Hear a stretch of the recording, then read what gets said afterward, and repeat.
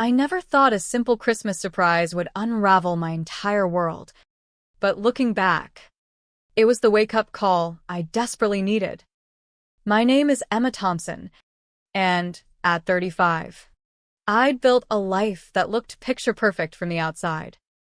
Working as a software engineer for a big tech firm in Seattle, Washington, I pulled in a solid six figures, owned my condo outright after grinding through extra shifts to pay off the mortgage early, and had a nest egg that gave me real peace of mind. But deep down, I craved something money couldn't touch, a real bond with my family back in the rugged heart of Montana. We'd grown up on a small ranch outside Bozeman, where the winters bite hard and the summers stretch out under endless skies. My folks, Linda and Mike, still ran the place, Dad fixing fences and tending cattle, Mom handling the books and working part-time at the local clinic. My little sister, Haley, at 29, was the wild card, drifting through jobs like a tumbleweed in the wind, barista 1 month, ranch hand the next, always landing back at home when things went south. We weren't estranged, exactly, just worlds apart. They thrived on the chaos of big family barbecues, rodeos, and holiday blowouts with half the town showing up. Me? I preferred the quiet hum of code on my screen, a solo hike in the Cascades, or curling up with a book without the constant buzz of small-town gossip. Family gatherings were always a minefield. My aunts, Uncle Bob's wife Clara and Aunt Diane, would zero in on me like hawks. Emma, darlin', when you gonna find yourself a good cowboy and settle down? Clara would drawl, her voice carrying over the clatter of plates. You're pushin' 35, time's tickin' for those grandbabies your folks deserve. Diane would pile on, my girl's already got 3 kids and a homestead in Billings. What's holding you back? I'd force a smile, mutter something about focusing on my career. But inside, it stung. Why did my promotions, my independence, my life choices never stack up? And my parents? They'd just chuckle along, never stepping in to say, hey, lay off, Emma's doing just fine. So, I found an easy out, skip the trips and send gifts instead. Mom would text a wish list, practical stuff like new boots for Dad or kitchen gadgets for her, and I'd order it all online, delivered straight to the ranch. For Haley, it'd be trendy jeans or that flashy phone case she'd hint at on social media. On holidays, I'd hop on a quick video call, wave hello to the crowd, blame a deadline, and log off. It kept the peace. And honestly, I didn't mind chipping in. I made bank. They scraped by on ranch income and mom's shifts. Over the years, I'd quietly set up monthly transfers, $1,200 to help with the ranch mortgage, another $800 for Haley's rent on her tiny apartment in town. It added up over $24,000 a year, but it felt like the right thing for family. Last Christmas, I'd splurged, a high-end skincare line for Mom, top-of-the-line ranch tools for Dad, and that leather handbag Haley had been eyeing. They gushed over the phone, and for a moment, I felt connected. But as this year's holiday crept up, a loneliness hit me hard. Staring out my rainy Seattle window, I realized I missed the smell of pine in the Montana air, the crackle of a real fireplace. When Mom called with her list, pricey anti-aging serum, a professional drill set, and a designer purse for Haley, totaling over $1,000, I surprised us both. Actually, Mom, I want to come home this year, deliver the gifts in person and spend Christmas with y'all. The line went dead silent, save for the faint moo of cattle in the background. oh, Emma. You sure? It's gonna be a full house, aunts, uncles, the whole crew from church, and that drive from Seattle. It's a haul, especially with winter weather rollin' in. Her voice had that hesitant twang, like she was humoring me. But I pushed. It's been too long. I'll drive down on the 24th. She mumbled an okay and hung up quicker than usual. No chit-chat about the neighbors or Dad's latest fence repair. Excitement bubbled up as I ordered the gifts. Adding extras, a bottle of Montana distilled whiskey for Dad, artisanal chocolates for Mom, and a cozy wool scarf for Haley. But then the weather turned nasty. A Pacific storm slammed the northwest, dumping snow across the Rockies. News feeds showed I-90 buried under drifts, semis spun out, travelers stranded. My gut twisted. What if I couldn't make it? On the 22nd, Mom called. Emma? Honey, tell me you got those gifts already. Yeah. All set. Good. But darlin', this storm's a beast. Maybe just ship 'em? We don't want to go without on Christmas. Her words landed like a gut punch, not worry for my safety, but for the packages. That night, I tossed and turned, checking forecasts obsessively. The 23rd looked marginally better, lighter snow in the passes. Screw it. I'd leave early. Surprise them a day ahead. At 3 a.m., I loaded my SUV with the wrapped boxes, thermos of coffee in hand, and hit the road. The drive was hell, 8 hours instead of 6. Wipers slapping furiously, tires skidding on black ice. I white-knuckled the wheel through Snoqualmie Pass. Passe Cœur d'Haleine. Into Montana's flatlands. Radio blared warnings, stay off the roads unless essential. But I pressed on, visions of their shocked, happy faces fueling me. Finally, around noon, I pulled up to the ranch. Snow blanketed the fields, the old barn standing sentinel against the big sky. Only their trucks and Haley's beat-up Jeep in the drive. No guests yet. Perfect for a quiet reunion.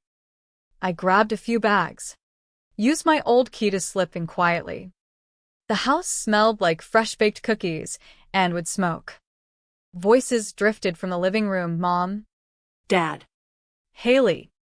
I grinned, tiptoeing closer, ready to burst in with surprise. But then Haley's voice stopped me cold, 10 feet from the doorway. You know, I hope Emma wipes out in that storm and doesn't make it. Then her fat bank account and that swanky Seattle condo would all go to me. I'm her only sib. Right? My blood turned to ice. I waited for the backlash. For Mom or Dad to snap. That's awful. Haley, instead. Laughter. Dad's deep rumble. Mom's giggle. Oh. Sweetie. I get it, Mom said. We're all fed up with her drip-pin handouts like she's some saint. Dad chimed in. She rakes in the dough at that tech gig, but acts like those monthly wires are bleeding her dry. And tomorrow, she'll just mope in the corner. Killin' the vibe like always. I stood frozen, gifts heavy in my arms, as they ripped me apart. She's always been the odd one out, Haley sneered. Hidin' upstairs during barbecues. Too good for us ranch folk. More laughs. More barbs about my weird single life. How I ruined family time. Not one word of gratitude for the years of support, the mortgage help that kept the ranch afloat, the rent money that kept Haley housed. I was their cash cow. Nothing more. Heart-shattering. I backed away, leaving the bags by the door unnoticed. Outside. The cold slapped me, but the real chill was inside. I drove off, numb, heading back to Seattle through easing snow. The drive home felt like a bad dream, the Montana landscape blurring into Idaho's forests, then Washington's mountains. My phone blew up about an hour out, calls from Mom. Dad. Haley. They must have found the gifts. Pieced together I'd been there. Texts flooded in. Emma. What happened? We saw the bags. Why'd you leave? Call us. Sis, are you okay? I ignored them, gripping the wheel tighter. What could I say? Thanks for wishing me dead, so you could snag my stuff? I pulled into a truck stop near Missoula, ordered a black coffee, and stared at the Formica table. Flashes hit me, wiring money every month without fail, even when I was scraping by early in my career.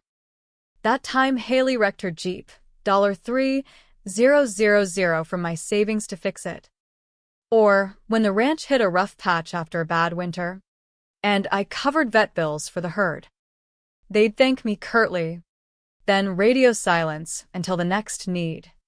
And all along, this resentment simmered. By Spokane, anger bubbled up.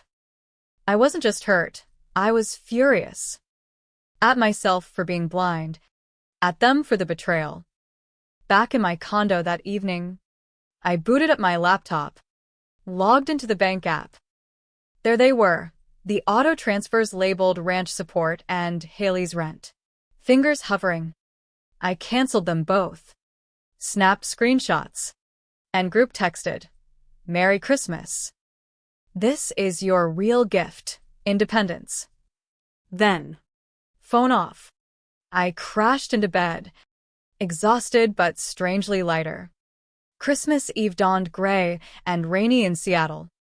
I powered on my phone to 50+ notifications, voicemails pleading confusion. Texts escalating from worry to outrage. "Emma, what the hell? We can't make the mortgage without you. This is cruel. How could you do this to family?" I fired back one reply. "I heard everything yesterday. Haley hoping I'd crash and die for my money. You laughing along. Saying my help wasn't enough and I ruin everything. You're not my family anymore. Don't contact me. Block. block, Block numbers. socials, All of it." Then, I ordered Thai takeout, queued up holiday movies, and spent the day alone. No forced cheer, no judgments, just peace. It was nice. The next weeks blurred into a new routine. Work ramped up with a big project, and without the family drain, I poured energy into it. I joined a local coding meetup, hit the gym more, even tried online dating, nothing serious, but fun. But echoes lingered. Was I too harsh? Should I have confronted them sooner? Legally, I knew I was in the clear, no contracts, just voluntary gifts. In the West, family ties run deep, but so does self-reliance. I'd given freely, now. I chose to stop. Then, right after New Year's, a pounding at my door. Peephole check. There they stood, bundled in coats, faces wind-chapped from the drive. Mom's eyes were swollen. Dad shifted awkwardly. Haley sniffled. I opened up, arms crossed. "Emma, please, we drove all night." "You misunderstood," Mom blurted. "It was just dumb talk. Blowing off steam." Haley nodded. "I didn't mean it." Iminência. "Money's tight." I got frustrated, said stupid stuff. "Dad, we're sorry. But cutting us off? That's not you." I let them in, not out of softness, but to say my piece face to face. We sat in my living room, the space needle twinkling distantly through the window. Joking about my death? Complaining my thousands weren't enough while you took it all? I laid it out, the monthly sums, the years of support, the emotional toll. They fidgeted, excuses tumbling. We were worried about the storm. Times are hard on the ranch. Family says things in the heat, but no real ownership. Just pleas for the money back. "Look," I said, voice steady. "I get it. Ranch life's tough. Droughts, market dips, all that. But you treated me like an ATM, not a daughter. I drove through hell to be with you, and you wished me gone." Tears flowed, Mom's genuine regret, Dad's gruff apologies. Haley's sobs about her rock bottom. For a flicker, I softened. They weren't monsters. Just flawed folks entangled in dependency and resentment. But boundaries mattered. I'm not restarting the payments. You need to stand on your own like I did. They left defeated, promising change. But I didn't hold my breath. Weeks later, calls from relatives started, and Clara from her landline. Emma, your folks are struggling. Dad's working double at the feed store. Haley moved home to chip in. Blood's thicker than water, help Em out. I told her the full story, word for word. Silence. Then Lord. I had no clue. That's Awful. You're right to draw the line. Word spread. The calls dried up. By spring, life bloomed for me. Promotion at work meant more responsibility, better pay. I volunteered at a Seattle animal shelter, adopting a rescue dog named Rocky, my new hiking buddy. Dates with a guy from the meetup turned into something promising. He got my introverted side. No pressure for the white picket fence. But thoughts of home nagged. Was the ranch okay? Had they learned anything? One evening, scrolling news, I saw a story about Montana ranchers banding together against big AG Corps community co-ops for shared resources.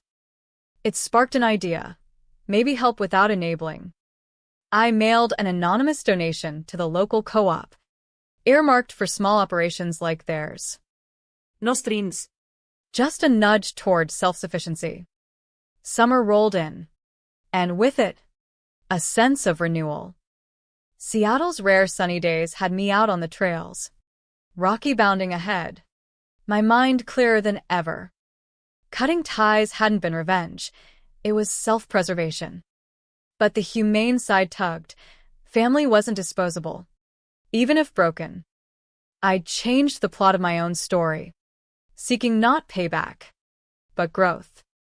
Then, a letter arrived, no caller ID to block. Just old-school mail from Bozeman. Mom's handwriting. Emma, we've respected your space, but please read this. Inside, pages of raw honesty. We were wrong, horribly. Your help kept us afloat, but we took it for granted. Built resentment instead of gratitude. Haley's words were unforgivable. We should have shut it down. Dad and I are seeing a counselor through the church, learning about codependency, how we enabled her and burdened you. Haley added a note. I'm in AA now. Got a steady job at the diner. No excuses, I was jealous. Entitled. I'm sorry. Cease. It hit different. Not the groveling I'd half expected, but real reflection. Legally, in Montana, family support's voluntary. No court could force my hand. But emotionally, I mulled it over during a weekend hike in the Olympics. Waves crashing below. Revenge stories end with scorched earth. But life, it's messier. More forgiving. I called from a burner app. Testing waters. Mom answered. Voice trembling. Emma? We talked, awkward at first, then deeper. Dad joined. Proud of you. Kid. Always were. Just too stubborn to say it. Haley, I'm paying my way now, no more hand-me-downs. No pleas for cash. Instead, stories of change. The ranch joining that co-op I donated to anonymously, they didn't know. Haley volunteering at a youth center. It wasn't instant magic. Trust rebuilds slow, like mending a fence post by post. I visited in fall, driving the now familiar route sans blizzard. The ranch looked the same, but felt different, no undercurrents of expectation. We sat around the fire pit, stars blazing overhead, sharing real talk. My Seattle life, their struggles and wins. Haley hugged me. I get it now, family's about support, not suction. Dad gruffed. We missed you. Not your wallet. Back home, I reflected on the lesson. Blood ties don't guarantee love, but forgiveness, with boundaries, can heal. I restarted small wires, not out of guilt, but choice. $500 monthly to the ranch, tied to their co-op efforts. For Haley, nothing direct. Instead, I funded a scholarship at her youth center. It kept things fair, legal, and humane. Winter approached again, and this time, the invite came genuine. Come for Christmas, no list. Just us. I went. Gifts modest, homemade jam from Seattle markets. A photo album of old ranch pics. No drama, just laughter around the tree. Haley pulled me aside. Thanks for giving us a shot at redemption. Mom teared up. You're our rock. Emma, not for money. For being you. That night, driving back under clear skies, I felt whole. The betrayal had shattered illusions, but from the pieces, we'd built something real. Lesson learned. True family chooses kindness over convenience. And, sometimes, the road to forgiveness starts with saying no. But life throws curves. A month later, work sent me to a conference in Denver, closer to home. I detoured to the ranch unannounced, testing if the change stuck. Pulling up, I saw Haley's Jeep, but also a stranger's truck. Voices from the barn, laughing, not plotting. I peeked. Dad teaching a young ranch hand fence work. Haley helping. Mom bringing coffee. No whispers of greed, just everyday grit. We talked late about my promotion, their co-op success. They'd expanded, helping neighbors. Haley shared. AA's tough, but I'm 6 months sober. Your cutoff was my wake-up. Dad admitted. We hit rock bottom, but climbed out together. It solidified. This wasn't facade, it was growth. Spring brought more. I invited them to Seattle.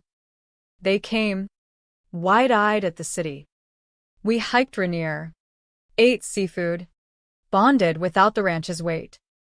Haley geeked over my code setup. You're a badass. Cease. Mom. Proud doesn't cover it. Boundaries held, no money asks. Just presence. By summer, our story inspired others. A cousin confided similar family woes. I shared my path, set limits. Seek counseling, it's okay to walk away. Then back if they change. It rippled, family therapy became a quiet trend in our circle. Looking back, that Blizzard drive wasn't just betrayal, it was catalyst. We emerged stronger, more humane. The West teaches resilience, storms pass. But roots endure if nurtured right. As fall painted the Cascades in reds and golds, my life settled into a rhythm enriched by reconnection. Rocky and I hiked weekly. My boyfriend Alex from the meetup joined often, turning trails into dates. Work thrived, I led a team now, mentoring juniors on balancing ambition with self-care. But the family arc? It evolved subtly, like seasons on the ranch. Christmas loomed again. Bucendred. The invite. Small gathering, just us four. Maybe Aunt Clara, if she's behaved. I laughed. Progress. I drove down. Storm-free this time. Arriving to hugs and hot cider. Gifts were thoughtful. A custom-coded app for Dad to track cattle inventory. Handmade scarves from Mom's knitting group for me. Haley gave a framed photo of us as kids on horseback, before it all went sideways. Over dinner, Mom's famous elk stew. We dove deep. That day, Dad started. We were scared. Ranch was sinkin'. Haley spiralin', we lashed out at you. Our lifeline. Mom. Counseling opened our eyes to toxic patterns. We projected our failures. Haley. Jealousy ate me. Your success highlighted my mess. Wishing harm? Unforgivable. But I'm autoning daily. I shared my side. the loneliness, the drive's terror, the empowerment of boundaries. Tears flowed, but cathartic ones. We brainstormed forward. Family Zoom calls monthly. No money talk. Visits rotated, them to Seattle next.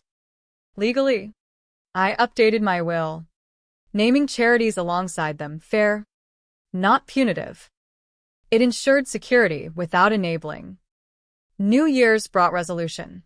I funded family therapy sessions anonymously through the church, framing it as a community grant. They accepted. Unaware. Reporting breakthroughs. Learning to communicate without resentment. Haley landed a promotion at the diner, saving for her own place. Dad expanded the co-op, turning the ranch profitable. Spring hit with a twist, and Clara called. Emma, heard the story from your mom. My family's got similar issues. Any advice? I guided. Honest talks. Professional help. Boundaries first. She thanked me. Soon, whispers of mended fences echoed through relatives. By summer, Alex proposed during a Montana visit, simple, on a ranch hill at sunset. Family cheered. No pressure about kids or timelines. Wedding plans, intimate, blending Seattle sleek with Western rustic. Haley as maid of honor. Your forgiveness saved me. 2. The ceremony was magic, under big sky. Vows echoing resilience. Reception. Barbecue. Line dancing. Story shared. Dad toasted. To Emma, taught us families earned, not owed. Lesson internalized. Betrayal can birth redemption if met with humanity. Post-honeymoon. Life balanced, Seattle base. Ranch weekends. I started a blog anonymously.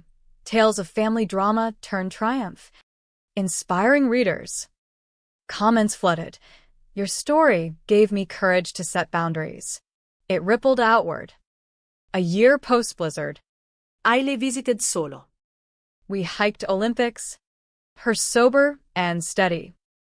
That wish haunts me. But your grace showed me change is possible. We hugged. Sisters anew. Dad called. Co-op's thriven. Your anonymous help? We figured it out. Thanks. Kid. Busted. But warmed.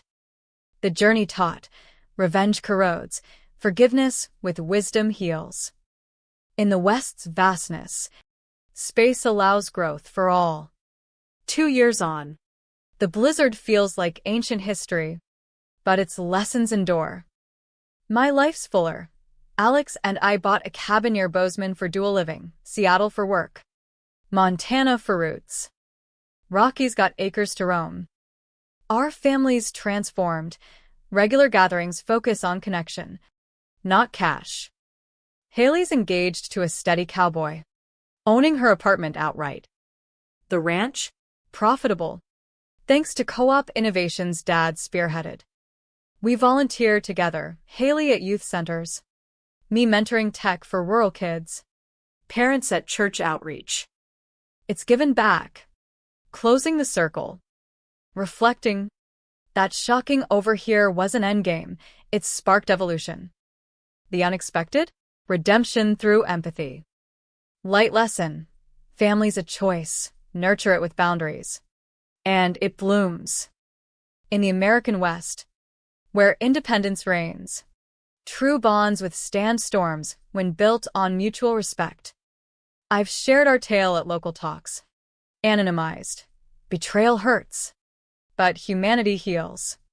Audiences nod, many face similar. It reminds, you're not alone. Change starts with one brave step. Christmas now, joyful, blizzard-free. Gifts, experiences of family hike, shared meals. No lists, just love. That drive saved us all, proving pain's often the path to profound growth.